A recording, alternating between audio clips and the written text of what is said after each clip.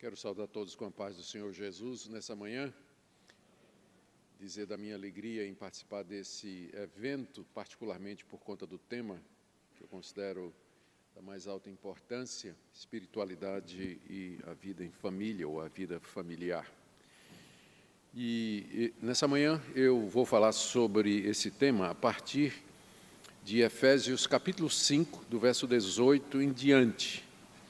Eu creio que é um tema que reúne bem os dois polos que são objeto desse congresso. Por um lado, a espiritualidade e, por outro, a família.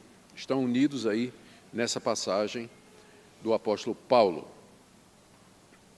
Então, vamos ler Efésios 5, 18 em diante. E não vos embriagueis com vinho no qual há dissolução, mas enchei-vos do Espírito, falando entre vós com salmos, entoando e louvando de coração ao Senhor, com hinos e cânticos espirituais, dando sempre graças por tudo a nosso Deus e Pai, em nome de nosso Senhor Jesus Cristo, sujeitando-vos uns aos outros no temor de Cristo. As mulheres sejam submissas a seu próprio marido como ao Senhor, porque o marido é o cabeça da mulher, como também Cristo é o cabeça da igreja, sendo este mesmo o Salvador do corpo. O verso 25. Maridos, amai vossa mulher, como também Cristo amou a igreja e a si mesmo se entregou por ela, para que a santificasse, tendo-a purificado por meio da lavagem de água pela palavra. E vamos pular para o capítulo 6, verso 1 até o verso 4. Filhos, obedecei a vossos pais no Senhor, pois isso é justo. Honra teu pai e tua mãe, que é o primeiro mandamento com promessa, para que te vá bem e sejas de longa vida sobre a terra. E vós, pais, não provoqueis vossos filhos a ira, mas criai-os na disciplina e na admoestação do Senhor. E o verso 5, quanto a vós outros servos, obedecei a vosso Senhor, segundo a carne, com temor e tremor na sinceridade do vosso coração, como a Cristo. E também o verso 9, e vós, senhores, de igual modo, procedei para com eles, deixando as ameaças, sabendo que o Senhor, tanto deles como vosso, está nos céus, e que para com ele não há acepção de pessoas. Até aqui, queridos, vamos orar, depois da leitura da palavra de Deus, pedindo a iluminação do Espírito Santo. Senhor, nós estamos diante da Tua palavra, da Tua revelação escrita, através da qual o Senhor nos fala, como se do céu se fizesse ouvir a Tua voz. Portanto, Senhor, nós pedimos que o Senhor nos dê ouvidos, que o Senhor abra os olhos do nosso coração, para que vejamos as maravilhas da Tua lei. Nós pedimos que Tu apliques essa palavra a cada pessoa que aqui se encontra, também aqueles que nos acompanham através da transmissão, para que em tudo, Senhor, nós aprendamos a viver no Espírito, na vida familiar. É o que pedimos no nome de Jesus. Amém. Queridos, como é do conhecimento de todos, o apóstolo Paulo escreveu essa carta aos crentes da igreja de Éfeso, onde ele havia labutado durante 3 anos, e que tinham tido notícias de que ele estava preso em Roma. E a preocupação levou aqueles filhos na fé de Éfeso a indagar a respeito do apóstolo Paulo, da sua prisão, e também demonstrar a sua preocupação e perplexidade, porque Deus deixou que o maior missionário, pregador do Evangelho do primeiro século, ficasse preso durante um tempo.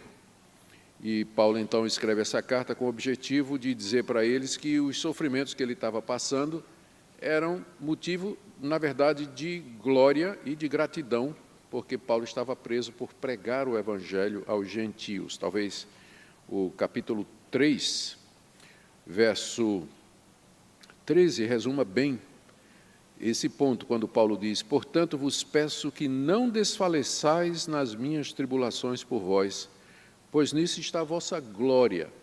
Não fiquem desfalecidos, desanimados, porque eu estou preso, porque, na verdade, eu estou preso por pregar o Evangelho aos não-judeus, e nisso está a glória de vocês. Então, longe de ser um motivo de tristeza, Paulo está dizendo, a prisão dele era motivo de glorificar a Deus. E ele diz isso expondo aos Efésios o que é a igreja de Cristo. E ele faz isso no capítulo 1º, 2º e 3º. Do 3º até o 4º, no 3º ele fala do seu ministério, de pregar o mistério de Cristo entre os gentios, e do capítulo 4 em diante ele desenvolve quais são as aplicações ou implicações práticas de fazer parte da Igreja de Deus, que ele descreveu nos primeiros capítulos. Paulo aqui está seguindo a estrutura comum às suas cartas. Primeiro, uma parte que foca na doutrina, sem deixar de ser prático, e, no final, as implicações daquela doutrina, sem deixar de ser teológico. Então, geralmente é assim que ele trabalha, e a parte que eu li para vocês, do capítulo 5, está exatamente na seção prática, onde Paulo desenvolve as consequências de alguém fazer parte da Igreja de Cristo. E aqui ele trata mais especificamente da questão da plenitude do Espírito Santo, que ele determina no verso 18, e ligado à vida familiar, a partir do verso 22. Então, eu pretendo, nessa manhã, tratar esse texto da seguinte maneira. Primeiro, entender o que é que Paulo quer dizer com enchei-vos do Espírito Santo. Em segundo lugar, o modo como ele prescreve aqui, pelo qual nós podemos ser cheios do Espírito Santo. E, em terceiro lugar, a relação íntima que isso tem com a vida em família, do verso 22 em diante. Queira Deus, então, nos ajudar e nos abençoar na compreensão desses temas tão importantes. Então, em primeiro lugar, vamos entender o que é que Paulo está querendo dizer aqui com plenitude do Espírito, com essa ordem, enchei-vos do Espírito Santo. Eu creio que é necessário a gente começar lembrando que o Espírito Santo é uma pessoa. Isso aqui é importante porque algumas metáforas que são usadas no Novo Testamento para se referir ao Espírito Santo podem fazer com que o crente inconscientemente pense a respeito do Espírito Santo como se fosse uma coisa, uma força, uma energia, um gás, um líquido que vem da parte de Deus. Por exemplo, aqui, quando ele diz enchei-vos do Espírito, a imagem que evoca é que nós somos como um copo e que o Espírito Santo vai sendo derramado da parte de Deus até que nós estejamos cheios. Nada errado com essa metáfora. O problema é que isso pode dar a impressão para o crente de que o Espírito Santo é impessoal. Ele é uma força que vem de Deus, é um poder que vem de Deus, é alguma coisa que vem da parte de Deus para nos capacitar a fazer as coisas que Deus determinou. Esse ponto é importante porque, se você considera o Espírito Santo como alguma coisa, segue-se que você pode manipular essas coisas, como, por exemplo, determinados pastores de determinadas igrejas que lançam o Espírito Santo no povo, o povo cai tudinho, né, quando eles lançam, quando eles sopram o Espírito Santo, jogam o paletó em cima do povo, e faz todo tipo de coisa que dão a impressão, coisas que dão a impressão de que o Espírito Santo é algo que pode ser manipulado. Eles marcam até dia de cura, reunião de cura, como se eles soubessem quando o Espírito Santo vai cuidar. Mas uma vez que para eles o Espírito Santo é alguma coisa que eles podem manipular, eles podem até determinar o dia em que as pessoas virão para serem curadas das suas doenças, coisas que os apóstolos nunca fizeram, não é? A gente lê o livro de Atos, lê as cartas, ninguém nunca marcou reunião de cura com antecedência, porque ninguém nunca sabia quando o Espírito Santo ia curar. Mas por quê? Porque tem essa ideia de que o Espírito Santo é uma coisa, uma força que pode ser manipulada. Na verdade, apesar da figura usada, nós sabemos dos próprios escritos de Paulo que o Espírito Santo é uma pessoa. Ele é a terceira pessoa da Trindade, portanto, ele pensa, ele age, ele tem a sua existência eterna, e ele não somos nós que o manipulamos ou controlamos, mas o contrário. Ser cheio do Espírito Santo é estar debaixo do controle da terceira pessoa da Trindade, de forma que tudo que nós fazemos seja, de alguma forma, influenciado por Ele. É isso que significa ser cheio do Espírito Santo, tirando aquela ideia errada da impessoalidade do Espírito Santo. A terceira pessoa da Trindade nos toma, ela nos guia, nos orienta, de tal maneira que no final, nós podemos dizer que estamos cheios da sua influência, estamos cheios da sua operação, da sua graça, do poder que vem da presença do Espírito Santo em nós para que nós façamos a vontade de Deus. Esse ponto também, aqui também nós podemos aprender mais alguma coisa sobre o que é ser cheio do Espírito Santo, quando nós verificamos que isso aqui é um imperativo. Aqui o apóstolo Paulo está dando uma ordem, ele não está dando um conselho, sugestão, fazendo um pedido ou expressando uma ideia, mas ele está dando uma ordem. O verbo enchei-vos, ele está no imperativo, na língua grega, que também no português foi traduzido dessa forma corretamente. Ou seja, não é uma opção. Você não pode optar por ser crente, mas não cheio do Espírito Santo. Se é um imperativo, segue-se que se você não está cheio do Espírito Santo agora, nesse momento, você está em pecado diante de Deus, porque existe uma ordem na Bíblia para que você seja cheio, esteja cheio, viva cheio do Espírito Santo. Portanto, não há opção. Para vocês perceberem como nós falhamos nisso aqui, existe um outro imperativo nesse verbo, que é logo no início, quando Paulo diz, e não vos embriagueis com vinho. O verbo não vos embriagueis, ele também é um imperativo.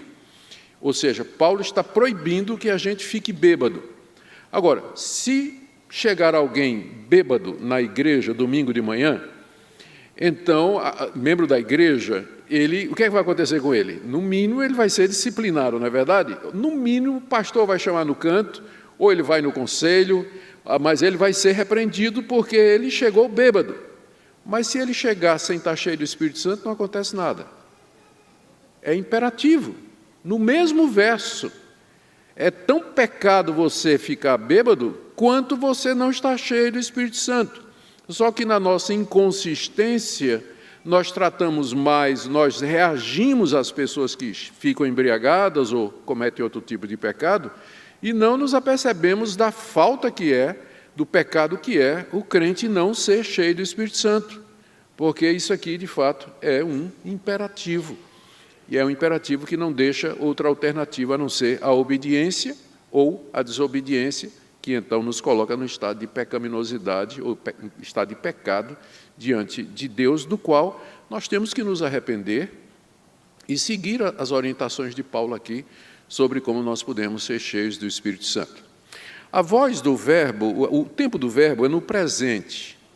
Então, o imperativo presente, ele pode ser traduzido da seguinte maneira, mas enchei-vos continuamente, ou sejam cheios constantemente do Espírito Santo. Ou seja, o apóstolo Paulo não está pensando em eventos pontuais ou experiências pontuais nas quais o cristão fica cheio do Espírito Santo e depois de um tempo ele não está mais cheio do Espírito Santo. Ele está pensando que o cristão deve viver constantemente cheio do Espírito Santo. E isso não é uma coisa baseada em eventos isolados ou coisas do gênero. É significativo que Paulo esteja escrevendo isso para a igreja de Corinto. Se vocês relerem lá a fundação da igreja de Corinto, em Atos 19, vocês verão que quando Paulo chegou em Corinto, ele encontrou discípulos de João Batista, impôs as mãos sobre eles, o Espírito Santo veio e houve um grande avivamento espiritual na cidade de Éfeso, a ponto de feiticeiros queimarem seus livros de bruxaria, conversões extraordinárias. É a única parte das viagens de Paulo onde aparece a expressão Deus, através de Paulo, fazia milagres extraordinários. Essa expressão milagres extraordinários só aparece ali, durante o ministério de Paulo em Éfeso.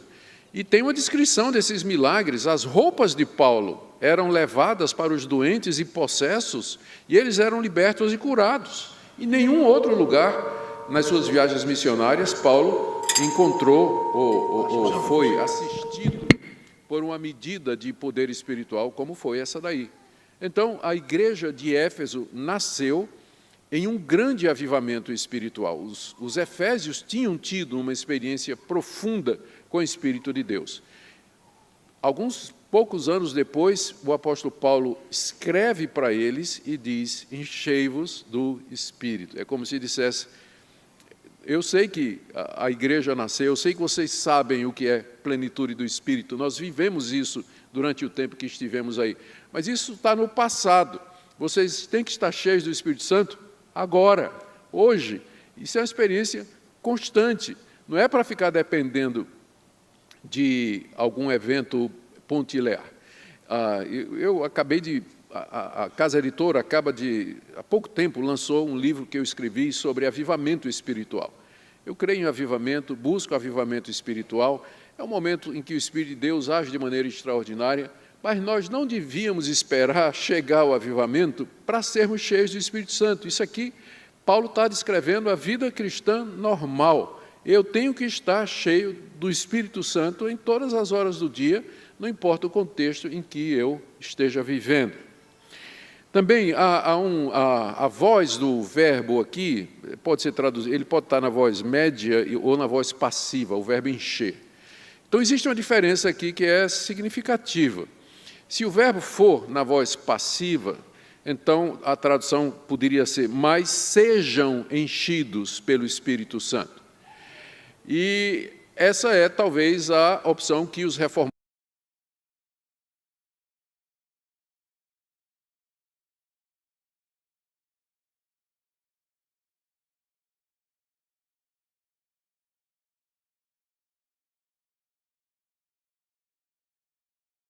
permissão para que Deus faça isso por mim.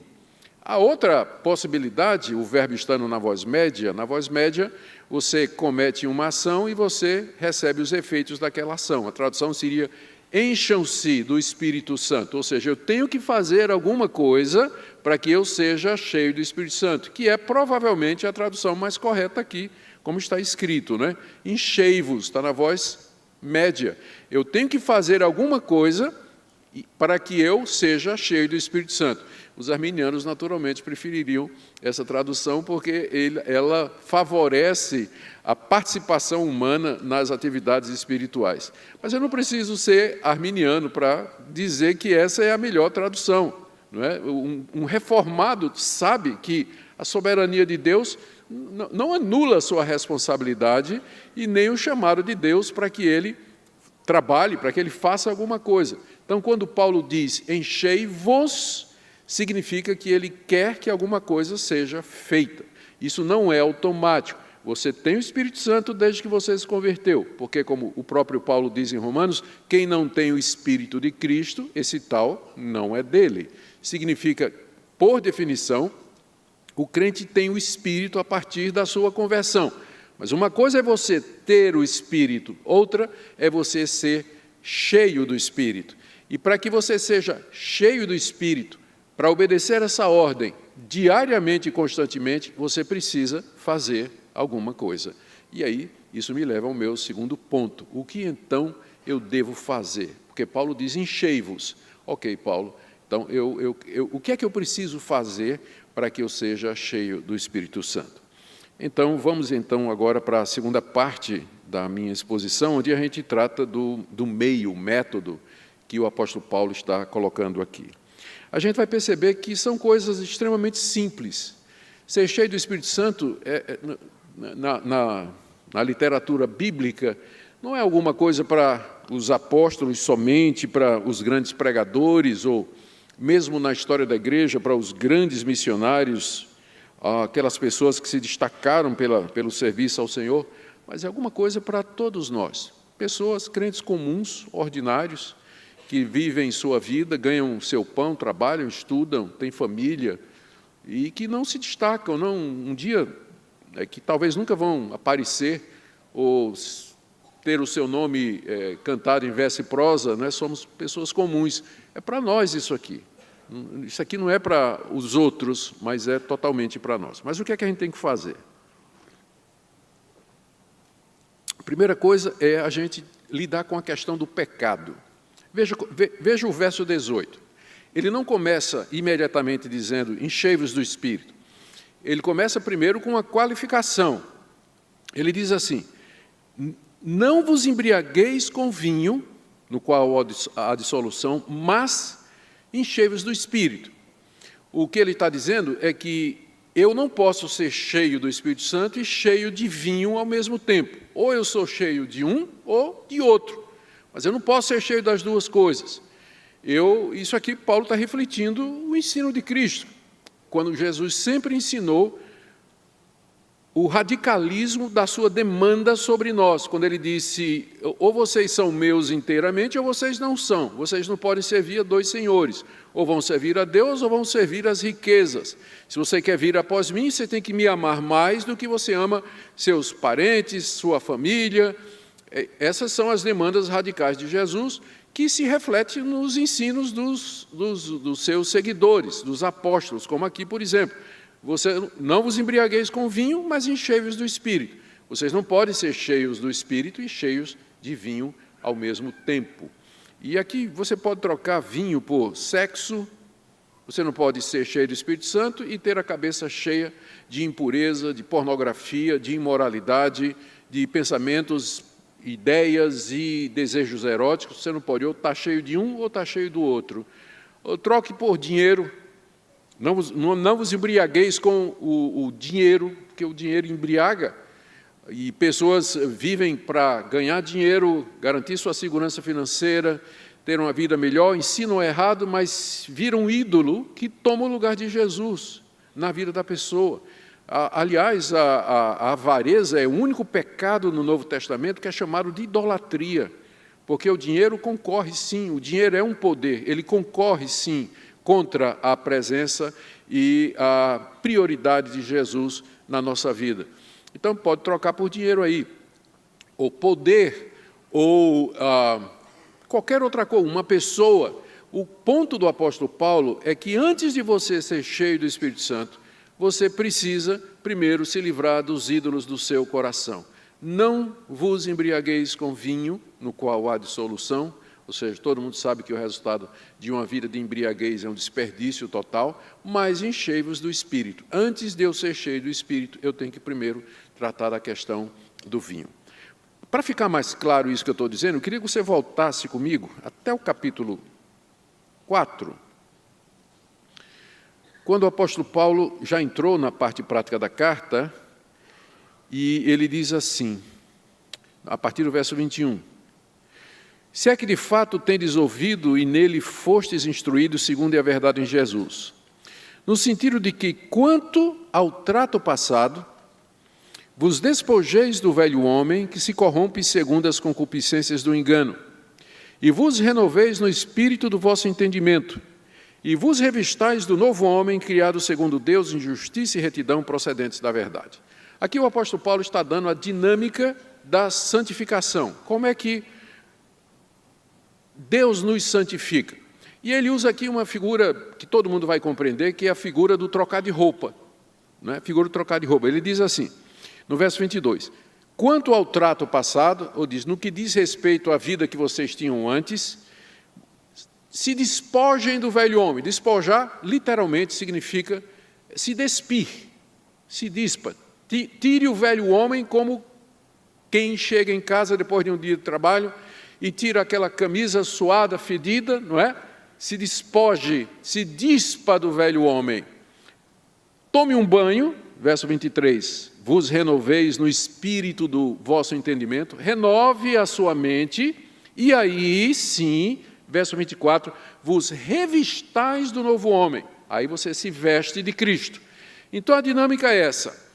Você se despe de Adão, renova a sua mente e se veste de Cristo. São dois passos. A vida cristã, a santificação pode ser resumida nessa metáfora. Você dizer não para Adão, o velho homem, ele é chamado de velho homem porque é o primeiro, né? E nós somos descendentes dele, temos a natureza dele, que é a nossa natureza pecaminosa. Então você tem que dizer todo dia não para a sua natureza pecaminosa e dizer sim para Cristo, que é o novo homem. Então, basicamente, todo dia, a vida cristã nossa de santificação se resume a seguir ou um homem ou outro. Ou você está seguindo o velho homem Adão, ou você está seguindo o novo homem, que é Jesus. Paulo ilustra isso, em termos práticos, a seguir. Verso 25. Por isso, deixando a mentira, não é para Adão, você está se despojando do velho homem, fale cada um a verdade com o seu próximo, que é se vestir de Cristo. Então, um exemplo prático, pare de mentir, fale a verdade. Outro exemplo prático aqui, verso 28. Aquele que furtava, não furte mais, mas trabalhe com as próprias mãos, fazendo o que é bom. Então, para de roubar, começa a trabalhar. Ou, por exemplo, o verso 29. Não saia da vossa boca nenhuma palavra torpe, e sim unicamente a que for boa para edificação. Ou seja, para de dizer palavrão, para de contar piada imoral, e diga palavras que edificam e que abençoam as pessoas. Entende? É assim que funciona na prática, no dia a dia, a santificação. Você está sempre dizendo não para o pecado e sim para Cristo. Agora, as duas coisas têm que andar juntas, aproveitando. Porque se você concentrar só no dizer não, você vai virar um legalista. Sua vida cristã vai ser uma vida só de negação, de conflito e de luta constante para não cair no pecado. Se você enfatizar só o vestir-se de Cristo, você vai ser um crente alegrinho, né? Todo feliz, não tem consciência de pecado, não tem quebrantamento, não tem arrependimento, não tem mudança de vida. Então, as duas coisas têm que andar juntas. Não basta você parar de roubar, meu irmão. Você tem que trabalhar e abençoar os outros. Minha irmã, não basta você deixar de dizer palavrão, você tem que aprender a falar coisas que edificam. Quando eu digo falar, naturalmente estou me referindo às redes sociais, não é? Naturalmente, porque hoje em dia só se fala assim.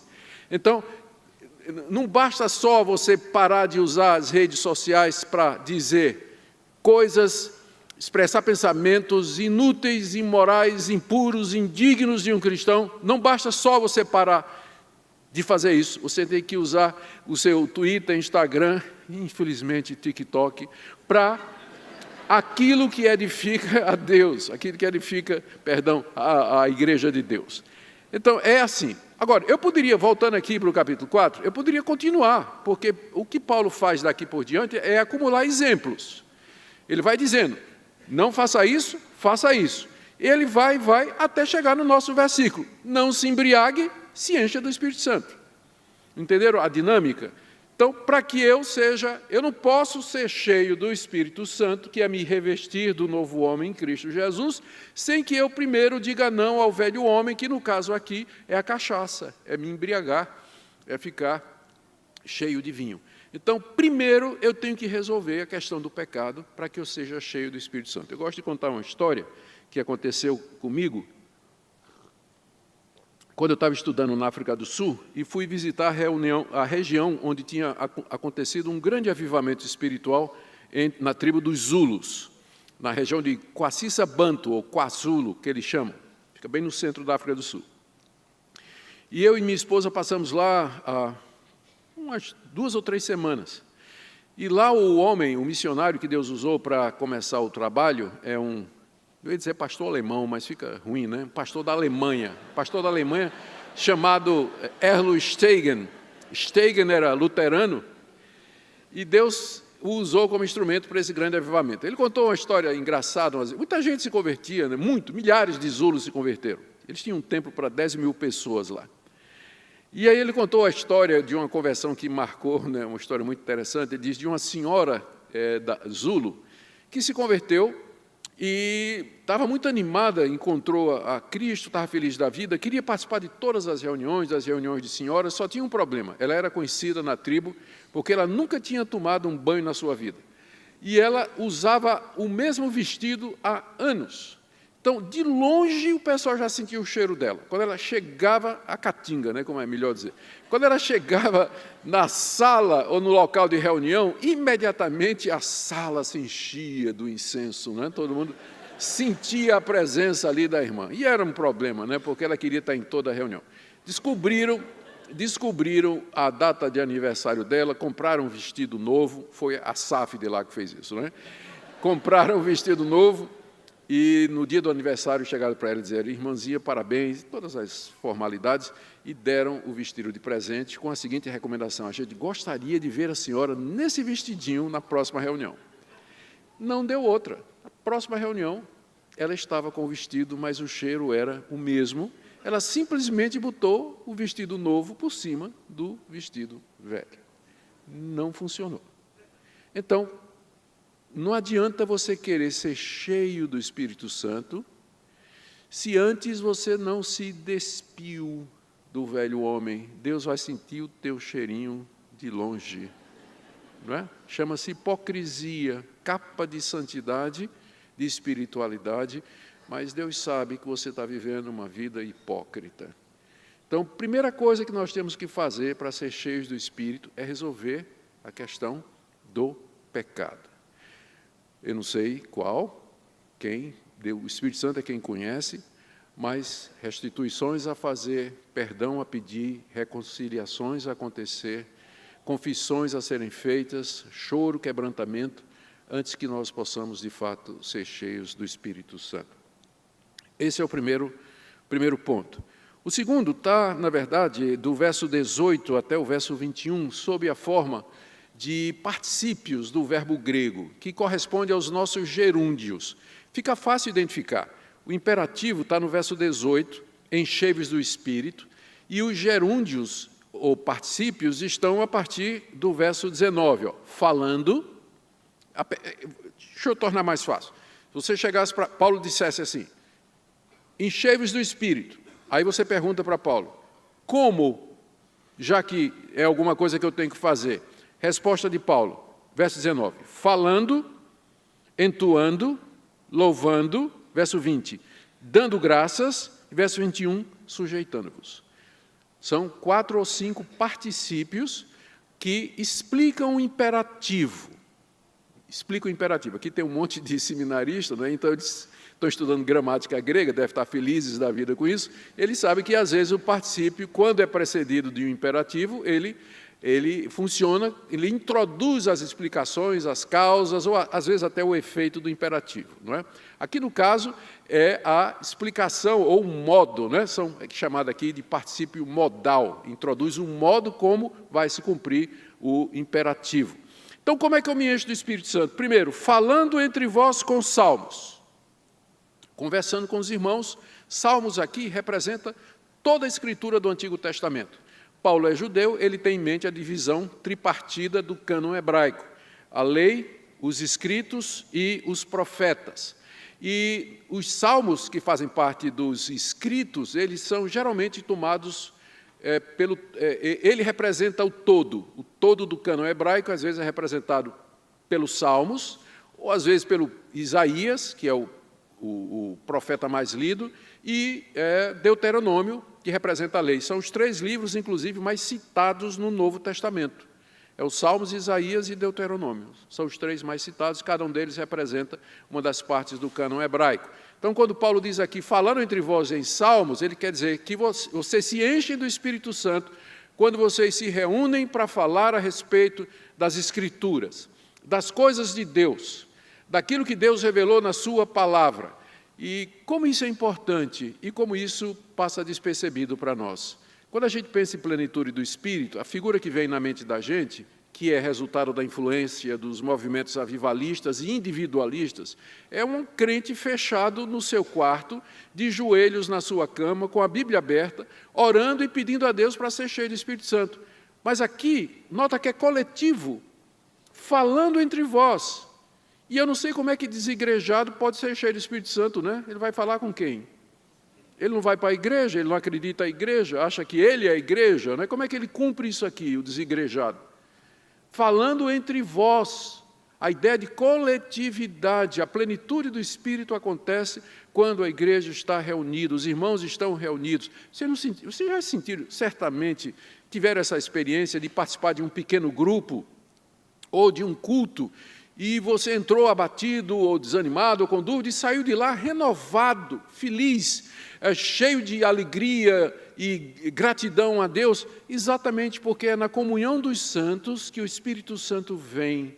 Eu não estou dizendo que não exista uma plenitude individual do Espírito Santo, mas, biblicamente falando, você quase que não vai achar nenhuma ordem ou descrição de plenitude do Espírito que envolva somente uma pessoa. Geralmente, não é que não há, mas a maior parte das vezes tem a ver com a comunidade dos crentes. É em comunhão que nós somos cheios do Espírito Santo, à medida que nós falamos das coisas de Deus, à medida que nós estudamos, meditamos e discutimos as coisas de Deus. Agora, quando os crentes se reúnem para falar de futebol, política e da vida dos outros, então nunca vão ser cheios do Espírito Santo, porque o primeiro método é exatamente isso aqui. Participe dos cultos da igreja, das reuniões do pequeno grupo, se junte com irmãos, faça grupo de zap, se você quiser, para poder falar das coisas de Deus, mas é importante que você esteja em comunhão em torno das coisas de Deus, porque é a primeira coisa que Paulo diz aqui, enchei-vos do Espírito, falando entre vós com salmos. Primeira coisa. Segunda, entoando e louvando de coração o Senhor com hinos e cânticos espirituais. Pode ser traduzido de diversas maneiras aqui. Mas o que Paulo está dizendo, qualquer que seja a tradução, é que nós nos enchemos do Espírito Santo quando estamos cantando e louvando, entoando a Deus, o que ele chama aqui, hinos e cânticos espirituais. É chamado de hino e cântico espiritual, não porque Deus... De vez em quando aparece um cantor gospel dizendo assim, irmãos, eu vou cantar um hino agora que o Espírito Santo me deu. Né? E aí o português é horrível. Né? Eu fico perguntando como é que o Espírito Santo não sabe falar português. Né? Se foi o Espírito Santo que deu aquele hino para aquele irmão, pelo menos podia ter dado com a língua certa, né? Da grafia correta. Não é disso que está falando aqui. É chamado de cântico espiritual porque está de acordo com as coisas do Espírito. Porque bate com aquilo que o Espírito Santo revelou. A gente canta a palavra de Deus. Quanto mais for fiel o cântico, mais espiritual ele é. O hino, quanto mais fiel aquilo que o Espírito Santo revelou nas Escrituras, mais espiritual ele é. É nisso que reside a espiritualidade, na veracidade, na fidelidade daquilo que está sendo cantado. Um cântico pode ter uma melodia muito bonita, ser muito inspirativo, mas se a letra não for correta, se ela não expressar as grandes verdades bíblicas, não é um cântico espiritual. No máximo, é um cântico que eleva, inspira, anima, mas ele não edifica, porque o que edifica é a verdade, é o que transforma, o que vai mudar as pessoas, é a verdade que é transmitida através dos cânticos. Então, quando a igreja se reúne, quando os irmãos se reúnem para cantar cânticos espirituais, louvar a Deus pelas suas grandes verdades, por aquilo que Ele nos deu, é ali que o Espírito Santo nos enche, Ele nos toma, Ele opera poderosamente em nós. Terceiro, verso 20, dando sempre graças por tudo a nosso Deus e Pai, em nome de nosso Senhor Jesus Cristo. Pode parecer uma coisa simples, né? Por isso que eu disse que isso aqui é para crentes comuns, como vocês e como eu. Dar graças em tudo a Deus é uma das maneiras pelas quais nós nos enchemos do Espírito Santo. Porque você não pode, como eu já falei, ser cheio do Espírito Santo e cheio de mágoa.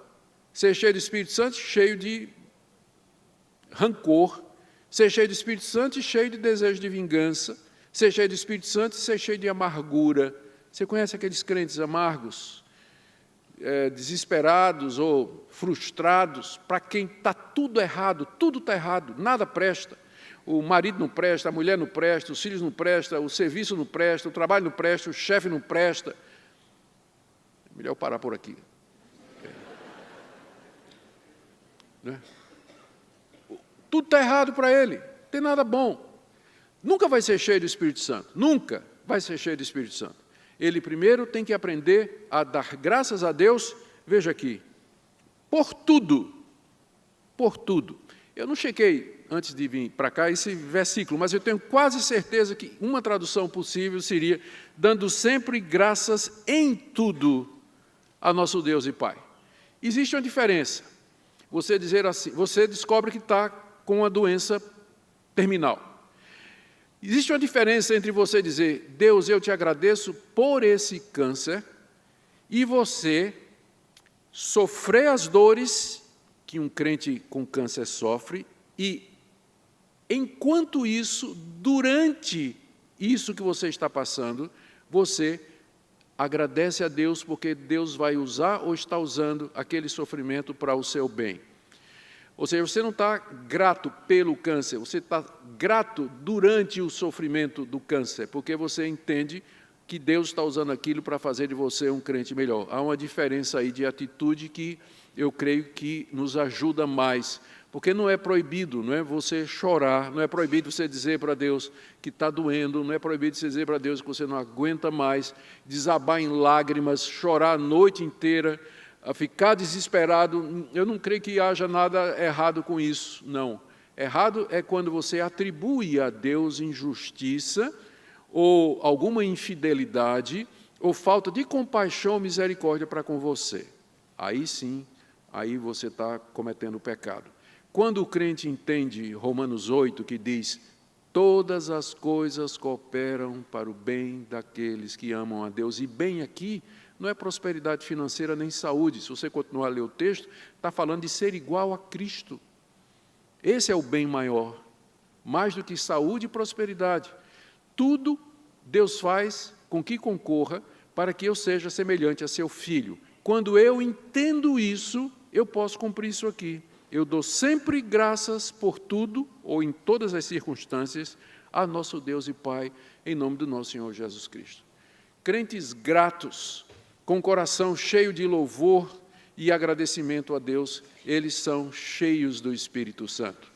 Mas aqueles naquela outra situação não podem ser cheios do Espírito Santo. Última recomendação, orientação de Paulo aqui no verso 21, e para mim a mais difícil: sujeitando-vos uns aos outros no temor de Cristo. Sujeitando-vos uns aos outros. Aqui Paulo fala da necessidade, mais uma vez, observe o que é colegiado, né? Ele está falando aqui de mutualidade, portanto, isso acontece em comunhão. Mais uma vez, se você é um desigrejado, que acha que você é a igreja, que está sozinho em casa e pode ser cristão dessa maneira, você vê como você está se privando dos meios normais, naturais, que Deus estabeleceu, pelos quais a graça dele flui e você é cheio do Espírito Santo. A sujeição mútua. Deus colocou na família, na igreja, na sociedade, pessoas em posição de autoridade para nos governar, nos guiar, e através dessas autoridades Deus expressar a sua vontade. Quando Paulo diz sujeitando-vos uns aos outros, isso significa que nós devemos reconhecer aqueles que estão em posição de autoridade, respeitar e nos sujeitar a eles por amor ao Senhor. E essa é uma condição para você ser cheio do Espírito Santo. É essa atitude de submissão às autoridades que Deus colocou na sua vida. Sujeitai-vos uns aos outros. Ou seja, eu me sujeito ao meu irmão, reconhecendo a autoridade dele, a posição dele, quem ele é e assim por diante. Essa sujeição significa o quê? E aí, a partir do verso 22, o apóstolo Paulo entra mais profundamente no assunto, dando detalhes do que é que ele quer dizer com essa sujeição mútua. Não percam o raciocínio de Paulo, por favor, o fio da meada. Enchei-vos do Espírito. Como? Falando, entoando, louvando, dando graças e sujeitando-vos uns aos outros. Paulo, o que é que você quer dizer com sujeição mútua? E aí Paulo, então, entra a partir do verso 22, e aqui nós chegamos finalmente no nosso tema de família, né? Finalmente no nosso tema de família. Mas era preciso dar toda essa explicação, porque está tudo ligado, está tudo jungido aqui, não tem como separar. Naturalmente, vocês sabem naturalmente que essa expressão, eu estou usando a ARA aqui, mas a NAA também, a NVI também, separa o verso 21 do verso 22, com um negrito, não é? Aqui no caso da ARA, está o lar cristão, marido e mulher. Vocês sabem que não foi Paulo que escreveu isso aqui. Isso aqui foi a Sociedade Bíblica do Brasil, na sua tentativa de ajudar os cristãos a entender o que é que o próximo bloco trata. De fato, Paulo trata do lar cristão, do marido e da mulher, a partir do verso 22, só que é no contexto do que ele vem dizendo até agora. E a inserção desse subtítulo separa o verso 21 do verso 22, de forma que o crente desavisado, ele pensa que a partir... Paulo já terminou o assunto de plenitude do Espírito em 21, e em 22 ele começa a falar de outro assunto, está falando agora de família e tudo mais. Não, ele está continuando, na verdade, o assunto. Tanto é que essa expressão no verso 22, presta atenção aí, essa expressão no verso 22, as mulheres sejam submissas, essa expressão nem no grego está, não está no grego. Sejam submissas, eu não vi nenhum aleluia das mulheres, gente. Sabe por que não está? Porque na hora que eles botaram o subtítulo, separaram o verso 21 do verso 22, deixaram o verso 22 sem verbo. Porque o verso 22 diz simplesmente assim no grego, as mulheres ao próprio marido. E aí eles tiveram que puxar o verbo do verso 21. Sejam submissas. Tá certo? Então isso é coisa do tradutor. Literalmente no grego está dizendo assim, no verso 21, sujeitando-vos uns aos outros no temor de Cristo, as mulheres, ao seu próprio marido. Então, a sujeição da mulher ao seu próprio marido é a explicação, primeira explicação que ele dá de sujeitando-vos uns aos outros. A mulher cristã pergunta, ok, Paulo, estou vendo aqui Efésios, você está dizendo que eu como crente, eu tenho que me sujeitar uns aos outros. E no meu caso, que eu sou uma mulher casada? Resposta de Paulo, se sujeite ao seu marido. Comece em casa, na família. É assim que você vai ser cheio do Espírito Santo. Quer ser cheio do Espírito Santo? Comece em casa, não é na igreja, não. Eu vou ao congresso de avivamento que eu quero ser cheio do Espírito Santo. Não, irmãzinha, você pode começar em casa. Né? Sujeita ao próprio marido. Começa aí, porque é uma das condições da plenitude do Espírito Santo, conforme nós vimos até agora. Não das condições, mas como eu me encho do Espírito Santo. As mulheres sejam submissas ao seu próprio marido, como ao Senhor. Começa em casa. Quando a mulher, então, cumpre o mandamento da mutualidade, da sujeição mútua, se sujeitando àquele que Deus colocou na sua vida como sendo o cabeça da mulher, verso 23, como também Cristo é o cabeça da igreja. Então, minha irmãzinha, eu não quero saber quantas pessoas você curou, não quero saber quantas visões e revelações você teve, eu quero saber como você trata seu marido, porque é isso que vai denunciar ou mostrar que você é uma mulher cheia do Espírito Santo. Como é que você trata o seu marido? É claro que essa sujeição aqui, ela não é absoluta, não é? Porque, como diz aqui, as mulheres sejam submissas ao seu próprio marido como ao Senhor.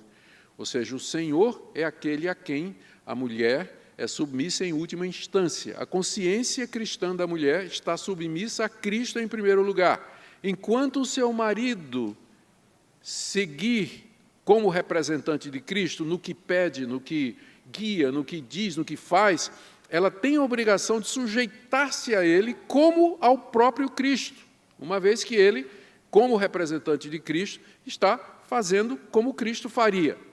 Na hora que o marido exige, obriga, determina, sugere, pede alguma coisa que é contra Cristo, eu creio que a mulher cristã está desobrigada de obedecer. E ela deve, então, dizer para ele, nesse ponto, eu não vou lhe seguir, não vou lhe obedecer nesse ponto, porque você está me colocando em rota de colisão com o meu Senhor final, maior de todos, a quem minha consciência está cativa, que é o Senhor Jesus. E, nesse caso, ela está livre para desobedecer, entendo eu. Mas aqui, o apóstolo Paulo não está fazendo essa qualificação ainda, isso vai ser feito mais adiante, mas aqui ele está explicando como é que as mulheres casadas, elas cumprem o mandamento mútuo, que é sujeitando-vos uns, que é sujeitando-se ou sendo submissa a seu próprio marido. E agora, o verso 25, como é que o homem casado, ele cumpre o mandamento da submissão mútua. Como é que ele faz isso? Ele faz isso amando a sua esposa, como Cristo amou a igreja. Então, meu irmão, você não precisa esperar a reunião de oração lá na igreja para ser cheio do Espírito Santo. Você pode começar em casa, amando a sua esposa, como Cristo amou a igreja e se entregou por ela. É assim que você começa, no lar, na família. É dessa forma que você cumpre esse mandamento. E olha, já prestou atenção numa coisa? Estou falando para os homens aqui, já prestou atenção numa coisa? quando Paulo diz que a mulher deve ser submissa como parte da busca da plenitude do Espírito Santo, ele gasta 3 versículos. Quando ele fala do homem amar a sua mulher como parte da sujeição mútua, ele gasta 9 versículos. Então, isso quer dizer alguma coisa, né? Quer dizer que os homens são mais cabeça dura, são mais difíceis de lidar, ou que é uma tarefa mais complexa, né? A sujeição é uma tarefa, amar a esposa como Cristo amou a igreja e se entregou por ela, renunciou por ela, morreu por ela incondicionalmente. Esse ponto é importante. Incondicionalmente.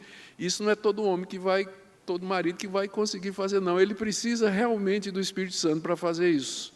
Não é? Precisa mesmo. Não estou dizendo que a submissão é fácil. Tem marido que é carne de pescoço, não é? Então, mas com a graça de Deus, a mulher cristã, ela consegue sabedoria para isso. Mas o que eu quero dizer aqui é que esse mandamento da sujeição mútua é cumprida no casamento, quando a mulher se sujeita ao seu marido e o marido cumpre o mandamento da sujeição mútua, amando a sua esposa como Cristo amou a igreja. Quando existe isso, é fácil se sujeitar a quem nos ama, e é fácil amar quem se nos sujeita. E aí a coisa completa. O casamento fecha direitinho, porque à medida que ambos cumprem esse mandamento da sujeição mútua, o poder do Espírito Santo abençoa, guia, nutre aquele casamento, conforme a promessa aqui vai se cumprir, não é? De plenitude do Espírito. O casal vai ser cheio do Espírito Santo à medida que eles cumprem o papel que Deus deu a cada um. Se complementam, se complementam. Deixe-me pular todos os 9 versículos para eu correr aqui para o capítulo 6, verso 1, porque ainda temos coisa. Paulo ainda está falando, né? Mais uma vez o subtítulo aí, e mais uma vez a gente acaba pensando que Paulo está falando de outro assunto. Ele ainda está falando de plenitude do Espírito e agora ele está dizendo como é que os filhos podem obedecer ao mandamento, sujeitando-vos uns aos outros. Filhos, obedecei a vossos pais no Senhor, pois isso é justo. Então, jovem, não espera a reunião da mocidade que vai acontecer, o acampamento da mocidade com aquele preletor famoso para você ser cheio do Espírito Santo. Não, não. Comece em casa. Comece em casa obedecendo aos seus pais, honrando os seus pais, dando respeito devido a eles. No Senhor, pois isso é justo. Tem vários motivos pelos quais é justo, não é? Que você obedeça, que você se sujeite ao seu pai. Não quero saber quão bem você toca na banda da igreja, não quero saber quantos folhetos você distribuiu naquela campanha cruzada de evangelismo na rua. Eu quero saber como é que você trata seu pai e a sua mãe. É isso que vai revelar, jovem, se você é cheio do Espírito Santo ou não. É exatamente isso. E agora, para os pais, o verso 4, e vós pais, não provoqueis vossos filhos a ira, mas criai-os na disciplina e na admoestação do Senhor. Como é que os pais cumprem o mandamento da sujeição mútua? Não provocando a ira dos filhos, mas criando na disciplina e na admoestação do Senhor. Eu tenho mais uma boa notícia para as mulheres. Só tem boa notícia para as mulheres hoje, né? Primeiro, sejam submissas, não está no grego, né? Vamos dizer por aí. O pastor Augusto está dizendo que acabou esse negócio de submissão, não está no grego. Não foi isso que eu disse, né? A outra boa notícia é a seguinte.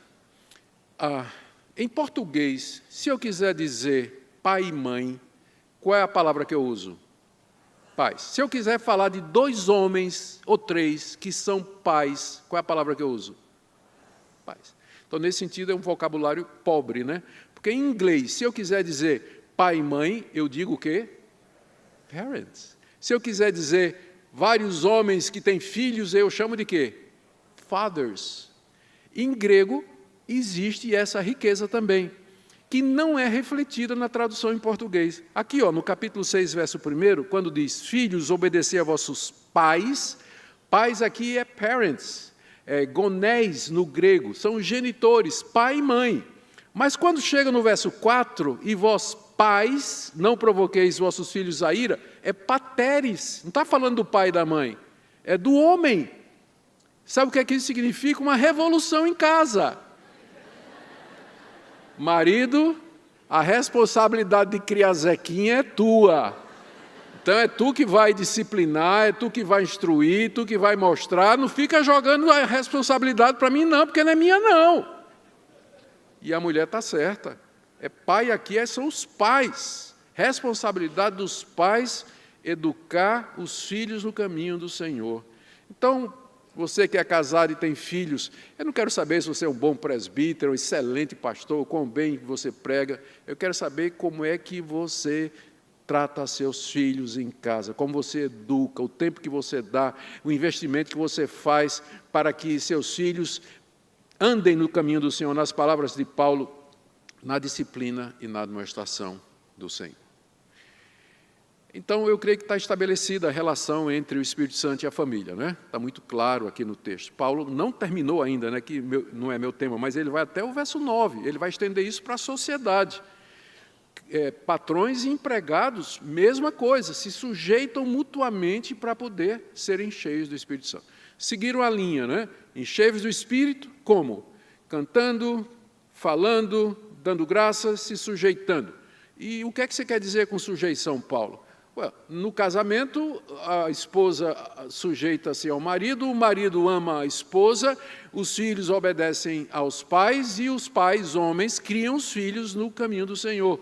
Na sociedade, você vai ser o melhor empregado de todos e, se você é patrão, vai ser o melhor patrão de todos, seria o restante do texto aqui. Aí ele termina realmente o assunto no verso 9, e a partir do verso 10, até porque o verso 10 diz, quanto ao mais... Ele mesmo já está introduzindo, dizendo que vai tratar de outro assunto, é só aí que ele termina. Mas o encheios do Espírito nos leva até o capítulo 6, verso 9, e estabelece essa relação que, na prática, tem consequências, eu espero, radicais, profundas, abençoadoras, úteis para todos vocês. Irmãos, já pensou se a igreja fosse realmente cheia do Espírito Santo? Especialmente nessa época que a família está sendo desvalorizada, o casamento está sendo desvalorizado, os filhos são criados de qualquer jeito, de qualquer maneira. Eu, quando vinha de Recife para cá no avião, eu quase surtei, não é? Porque uma menina, devia ter uns 4, 5 anos, sem menor restrição, fazendo barulho, arrancando cabelo do passageiro na frente, querendo entrar por baixo do banco, correndo pelo corredor do avião, a mãe descabelada correndo atrás e tudo mais, né? Ai, como eu me lembrei dos tempos que era possível fazer isso. Então, nós vivemos numa época em que todos esses conceitos bíblicos, eles foram erodidos, né? Foram corroídos, não tem mais. Agora, já pensou se nós, em nossos lares, vivêssemos isso aqui? Quando a gente fala em plenitude do Espírito, o pessoal tem em mente manifestações, sinais e prodígios, especialmente alguns dons em mente, mas aqui revela muito mais o estado espiritual das pessoas do que a manifestação desses dons, como nós vemos aí ensinado. Que revolução não seria no Brasil se a igreja brasileira tomasse esse texto a sério e você tomasse a decisão, aqui mesmo, você tomasse a decisão de dizer assim, marido, a partir de hoje, eu quero que nossa vida seja pautada pelo que está sendo dito aqui. Esposa, a partir de hoje, eu serei esse homem que é dito aqui. E com a graça de Deus, com o auxílio do Espírito Santo que está prometido aqui, nós veremos diferença que vai afetar os nossos filhos em consequência. Amém, queridos? Que Deus nos conceda essa plenitude do Espírito Santo, que abençoe nosso casamento, nossos filhos e, finalmente, a igreja dele, o povo dele aqui no Brasil. Amém, queridos? Muito obrigado pela sua paciência. Deus abençoe.